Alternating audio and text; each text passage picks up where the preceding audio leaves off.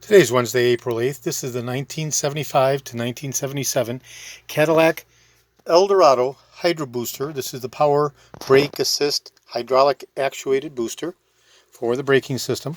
This includes the hydraulic HYDROBOOSTER as well as the master cylinder as a combination unit. The unit has been completely disassembled.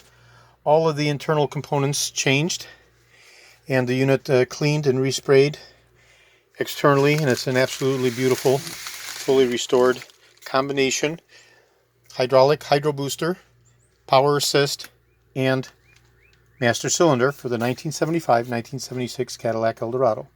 This is George in Florida. I have over 75,000 original vintage parts for the 1967 to 1978 Cadillac Eldorado and over 250,000 1959 to 1978 Cadillac items overall, and I'm best known for my restoration of the Cadillac steering wheels and steering columns, as well as the power seat mechanisms, the hydro boosters, and fully restored and climatized exhaust manifolds.